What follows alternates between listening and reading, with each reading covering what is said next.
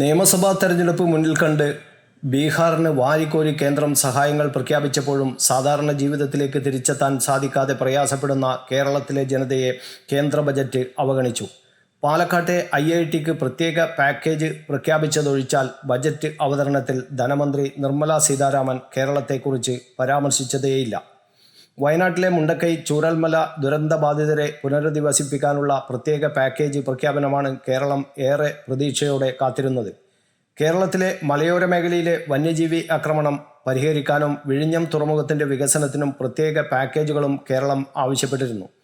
സംസ്ഥാനം നേരിടുന്ന സാമ്പത്തിക പ്രതിസന്ധിയെ മറികടക്കാൻ 24,000 കോടി രൂപയുടെ പ്രത്യേക പാക്കേജും കേരളത്തിൻ്റെ പ്രധാന ആവശ്യങ്ങളിലൊന്നായിരുന്നു. മുൻ ബജറ്റിലും കേരളം ആവശ്യപ്പെട്ടിട്ടും പ്രഖ്യാപിക്കാതെ പോയ എയിംസ്, സിൽവർ ലൈൻ പദ്ധതി, റെയിൽ വികസനം തുടങ്ങിയവയ്ക്കായുള്ള പാക്കേജ് കേരളം ഇക്കുറിയും ആവശ്യപ്പെട്ടിരുന്നു. പക്ഷേ മറുപടിയൊന്നും ഉണ്ടായില്ല. കേരളത്തിൻ്റെ ദീർഘകാല ആവശ്യമായ അങ്കമാലി ശബരി തലശ്ശേരി മൈസൂരു റെയിൽപാതയും കേരളം വീണ്ടും ആവശ്യപ്പെട്ടിരുന്നു. വിഴിഞ്ഞം തുറമുഖവുമായി ബന്ധപ്പെട്ട വികസനത്തിന് 5,000 കോടി രൂപയുടെ പ്രത്യേക പാക്കേജാണ് കേരളം ആവശ്യപ്പെട്ടത്. 2,000 കോടി രൂപയുടെ പ്രത്യേക പാക്കേജായിരുന്നു മുണ്ടക്കൈ ചൂരൽമല പുനരധിവാസത്തിനായി കേരളം ആവശ്യപ്പെട്ടത്.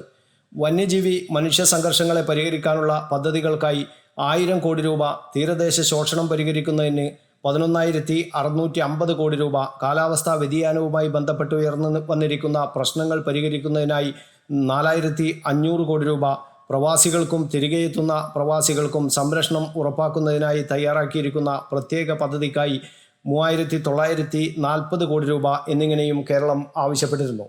കാർഷിക മേഖലയുടെ കൈത്താങ്ങിനായും കേരളം ധനസഹായം ആവശ്യപ്പെട്ടിട്ടുണ്ട്.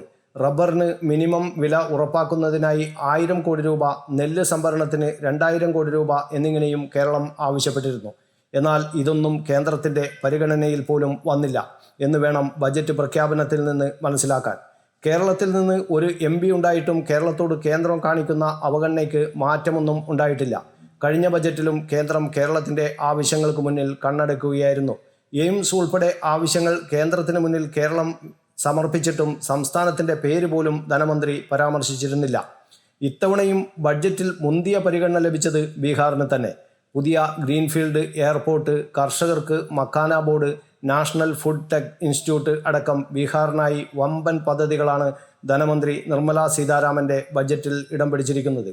പട്ന എയർപോർട്ട് നവീകരണം, 5 IITകളിലെ അടിസ്ഥാന സൗകര്യം വർദ്ധിപ്പിക്കുന്നത്, national institute of food technology തുടങ്ങി നീളുന്നു ബീഹാറിന് കേന്ദ്രമൊരുക്കിയ പദ്ധതികൾ. News bureau, Kannur media.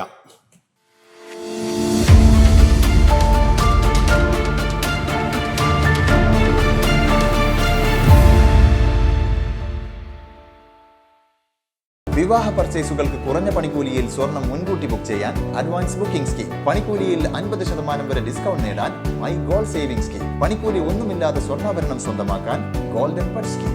എന്നും വിശ്വസ്തയോടെ സ്വർണം സ്വന്തമാക്കാൻ ആരാധന ജ്വല്ലറി, കുവൈത്ത് ആൻഡ് കണ്ണൂർ.